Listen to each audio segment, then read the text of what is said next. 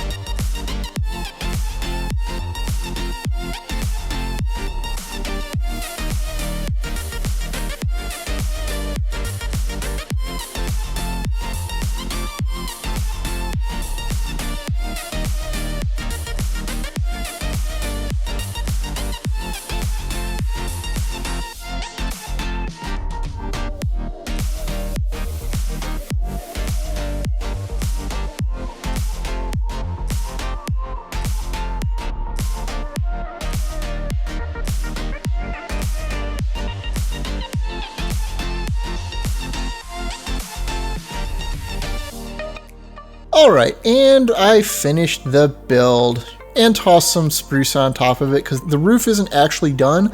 I've got more to add on to this building yet, but I'm not quite ready to do it. Also, didn't quite line up this diagonal right, so that's a little cocked up and messed up. Don't have it blended into the walls there. Have torches on the floor, but hey, at least I tossed some aquamarine blocks on the floor to give it a little bit more color. Nailed it. But what this does mean is I no longer have any excuses to not continue on into Advanced Rocketry. None. So, let's go take a look at the quest book, and we can talk about exactly how bad this whole rabbit hole actually is, because it's grim, folks. So, we're in the first tier here where we need to unlock the machines, so like the rolling machine, the lathe, and electric arc furnace, and a few others. The electric arc furnace is the one I'm super interested in because this is where we get titanium from, as well as a bunch of other stuff. But let's start in the easy one where it actually tells us we want to do this early, which is the rolling machine, which is another way to get plates as well as other subcomponents for this particular pack. And as you can see, it's a whole bunch of pieces.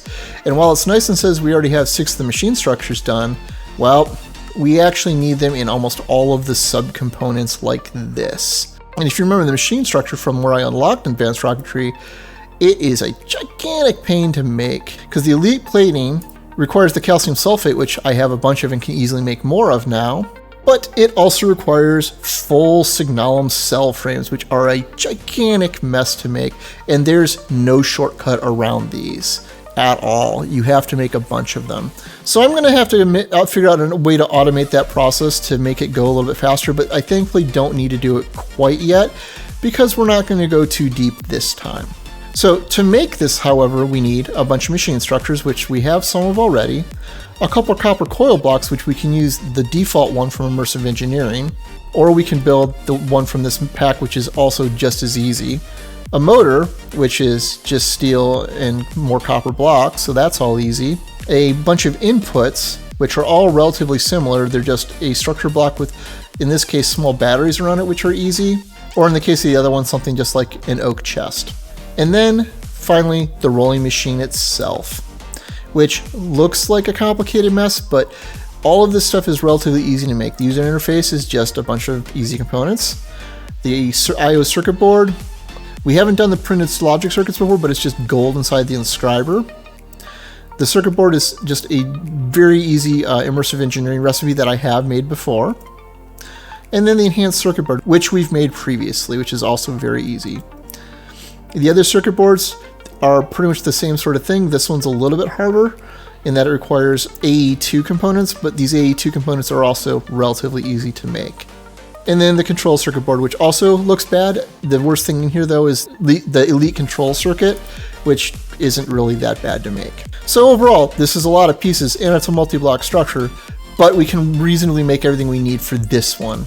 The electric arc furnace, however, I'm not looking forward to that. And to be frank, I'm glad I had to make a whole bunch of bricks to make this build, because now I've got the infrastructure to make a bunch of bricks, because we need so many bricks. But that's getting ahead of ourselves here. Let me go get the pieces for this. Okay, so I'm not gonna lie, that took a couple of hours to do because I ended up having to make a bunch of machine frames on top of all of the subcomponents. But if you look in here, you can see I have all of the various parts now, as well as a sizable stack of the machine structures that will hopefully last me a little while. So now that we have this, what do? Well, we take this hollow projector that we got from one of the quest rewards early on, and this acts kind of like the projector for immersive engineering, where it will show us how to build the structure we want. Holding it, you shift right click it and it will bring up the list. The list only looks like it has 5, but if you grab hold of it with the left click, you can go through the list to bring up all of the machines for Advanced Rocketry, which is not an insignificant list. But what we want is right here at the top at the rolling machine. So once you've got that selected, you can then right click and put it where you want it on the ground. And I'm gonna put it right here in the corner like this. And you see that some of these spots change because what you can put in here are various versions of the same things. In this case is the power plug, which we're gonna plug in right here. I trenched power out from my main base. Eventually I'm going to want to probably put a quantum entangler in here to run power, but I haven't actually moved my power around yet, so I'll worry about that after I do that. But for now, a power cable in here will work fine.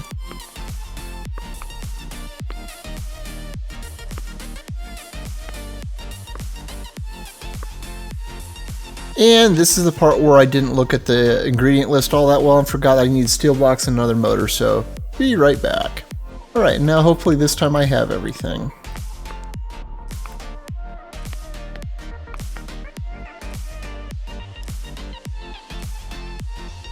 And I actually had to go back into the instructions to figure this out, but you sneak and then scroll the mouse wheel to bring up the next layer on the machine. And then you right click the actual rolling machine, and now we have a rolling machine. So let's plug it in and give it some power. Now what we need to do is we need to add inputs, and we need to unfortunately realize that nothing is ever easy, because this is unfortunately not the final step. We actually have another major step before we can even do anything. Because to do anything with the rolling machine, we also need lubricant. And lubricant is only made via the Immersive Petroleum Distillation Tower. And if we go into the Immersive Engineering Handbook under oil processing, under the Distillation Tower, you can find the total list of everything we need, which looks like a lot, but, well, I can buy a lot of this from my villagers, so that makes this a bit easy. But it's still a gigantic pain to make. And I'm going to go punch it out onto the outside of this building out here because it's a rather large structure. So let me go gather the pieces for that too. Alright, so I got all the materials together, I placed the hollow projector pattern down, so I guess let's get started on this build. Alright, and now I have a ridiculously large distillation tower set up next to my base.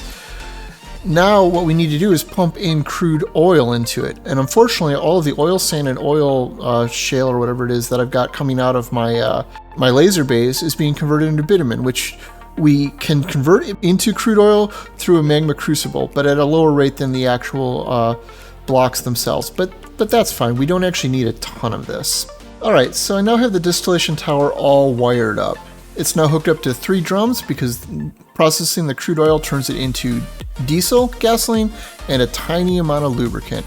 The bottom barrel is the lubricant, and that's feeding back into the buildings right into the rolling machine.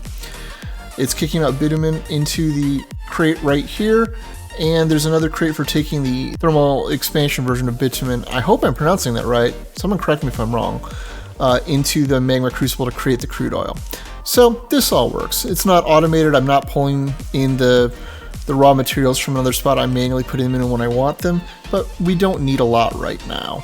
If we look at the drums, you can see that it's producing quite a bit of fuel that I'm eventually going to need to do something with, and a much smaller amount of lubricant. So you can see the tower is completely emptied out. Getting into these drums wasn't too hard. I just had to let it empty out one fluid at a time into these drums while not processing anything. So that was pretty simple. Now, however, the moment of truth is, does this actually work? When I had this chest set up right next to it where that pipe is, it broke the machine. That straight up did not work. I have another pipe set up out of the back to pull the outputs back out and pipe them under the machine into this chest. So let's see if this works. I'm going to put in a single steel plate to try to process it into...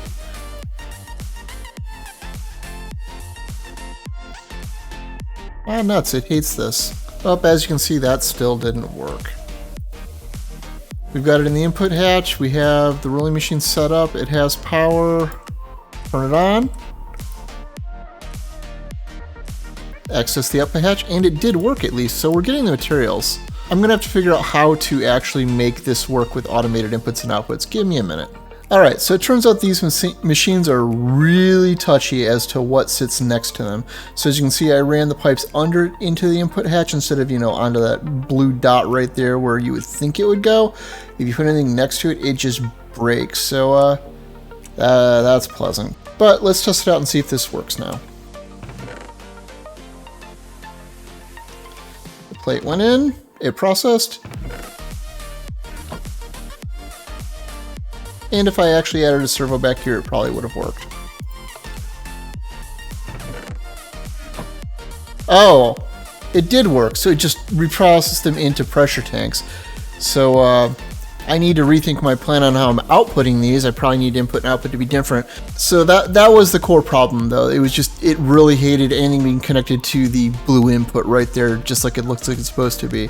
So this is at least easy to fix. I can put a second chest in here, probably with a pair of iron chests or something, and that will solve the problem. But I think I'm going to call it here, folks. We do have the first most basic machine working and the infrastructure to get it to do its stuff. So that's at least progress into advanced rocketry, right guys? Right?